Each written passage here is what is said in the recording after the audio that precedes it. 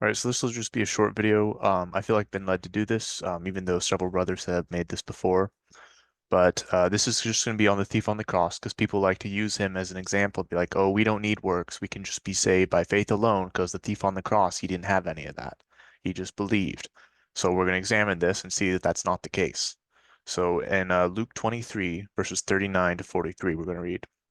And one of the malefactors which were hanged railed on him, saying, If thou be Christ, save thyself and us.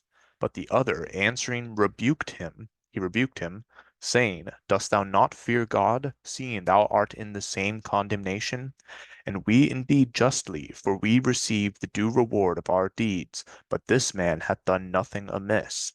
And he said unto Yeshua, Lord, remember me when thou comest into thy kingdom. And Yeshua said unto him, Verily I say unto thee, today thou shalt be with me in paradise. So he rebuked the other malefactor. And if you don't know what that is, that's actually fulfilling the royal law to love your neighbor as yourself. You can see this in James chapter 2. So James 2, verse 8 and 9. If ye fulfill the royal law according to the scripture, that's important, thou shalt love thy neighbor as thyself, ye do well. But if ye have respect to persons, ye commit sin and are convinced of the law as transgressors. So, what is loving your neighbor as yourself according to the scriptures? Let's go check. Leviticus 19, I'll start in verse 15. You shall do no unrighteousness in judgment. You shall not respect the person of the poor, nor honor the person of the mighty, but in righteousness shall you judge your neighbor.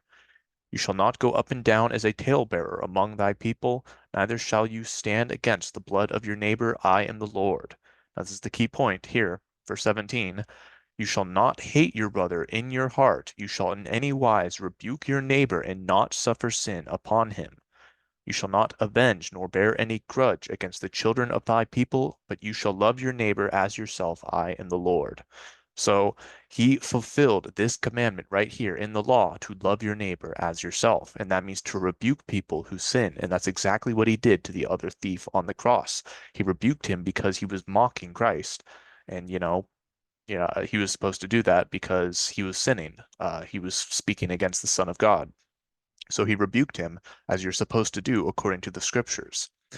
And because he did that, his works, rebuking, proved his faith. Because if he didn't have faith, then he wouldn't have done that and he wouldn't have actually, rebuked the other malefactor. So that's how, he justified his faith, just as it says in James chapter 2. So going back to that chapter, I'm sure everyone's familiar with this, especially if you're part of the faith alone, once saved, always saved crowd. But verse 14, what doth it profit, my brethren, though a man say he hath faith and hath not works? Can faith save him? So it's specifically about saving him.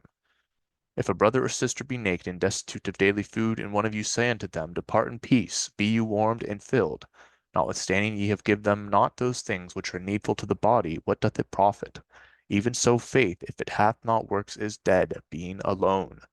And that's exactly what it would have been in the case of the thief if he didn't use that opportunity he had to justify his faith. If he failed on that opportunity and he didn't rebuke the other thief, he probably wouldn't have been saved because that wouldn't have proved his belief. His belief would have been in vain if he didn't fulfill the royal law there. And it's exactly the same with Abraham. But wilt thou know, O vain man, that faith without works is dead? Was not Abraham our father justified by works when he had offered Isaac his son upon the altar? Seest thou how faith wrought with his works, and by works was faith made perfect? And the scripture was fulfilled, which saith, Abraham believed God, and it was imputed unto him for righteousness, and he was called the friend of God. So his works is his belief. That is what's the word? That's the requirement for faith. You need works. That is evidence that you have faith in the first place. You see then how that by works a man is justified and not by faith only. So it's the same way for every single person. Even the thief on the cross, it's not an exception. His faith was proved by his works. And really, it's just an excuse that people use to justify their disobedience. So don't be someone who says that we are saved by faith alone because the thief on the cross didn't have any works, because he did. He fulfilled the royal law. And that's honestly one of the most important things that the church does not even know about. The royal law to love your neighbors yourself is to rebuke people who sin. It's supposed to be something that keeps each other in check, but the church does not do that. And because of that, they're not listening to the Messiah, and that's part of why they're going to be destroyed, because they make up justifications for their disobedience. And, well, that's very bad news, unfortunately.